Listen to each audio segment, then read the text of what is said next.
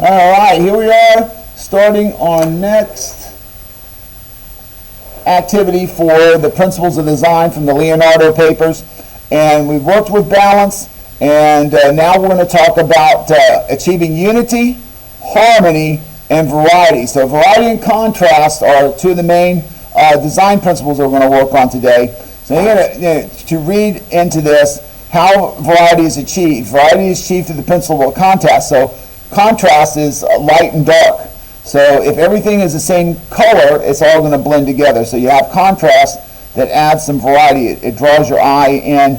For example, a line that is done smooth and flowing curving lines. Variety could be achieved by adding a few zigzag or angular lines. And that's the kind of stuff that we've been doing with the line project and the shape project, getting used different thing. Here's another example. In a picture where most of the colors are blue, on the color wheel, variety could be including some spots of blue, blue's opposite or complementary color. So you could throw in some oranges and lighter oranges somewhere in your design. All right, so it's asking you some questions here.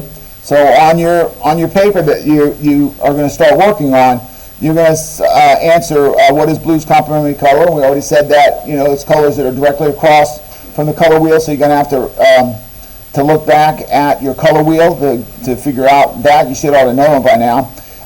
In a picture in which all the surfaces appear smooth, how would you design, as a designer or artist, add variety to the picture? So put your answer there. And the answer comes from up in here in the reading. What would you do to create contrast in a picture which most of the values are high? And a high value is a light color. So what's the opposite of light? So that's what you have to answer.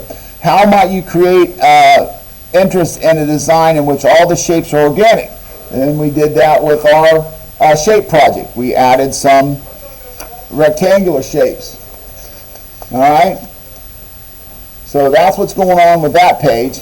Here's the page where the activities start to happen. All right, so more on the principles of design. Below, mentions your thumbnail sketches, abstract designs. Each has plenty of harmony because the elements are repeated. So it's kind of working on the idea of a pattern. But they tend to get boring.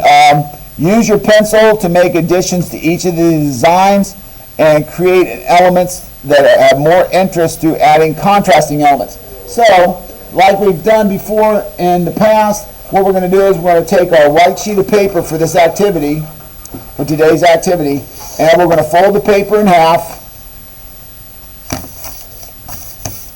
We're going to open the paper up, we're going to fold it in half the other direction.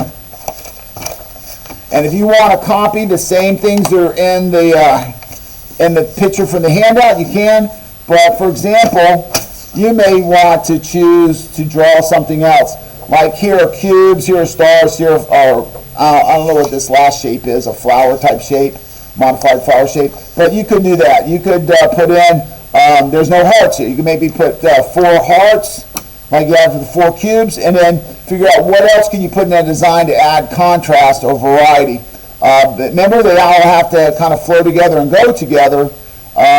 So, for example, if I added some hearts, and again, I'm doing this fast, and we're doing it in such a way that it looks like there's a pattern. So I may want to come in here and put in a star here, and a star here, and a star here, and that adds a different shape. That's more geometric, that's more organic, and that would be an example of how to create all of these. Now, these should be, again, this is just a quick sketch. Yours should be much more refined and detailed than that. So that is today's assignment for the Principles of Design. And the Principle of Design that we're working on today is variety and contrast. That's what we're achieving by doing these activities. Go out there and have some fun.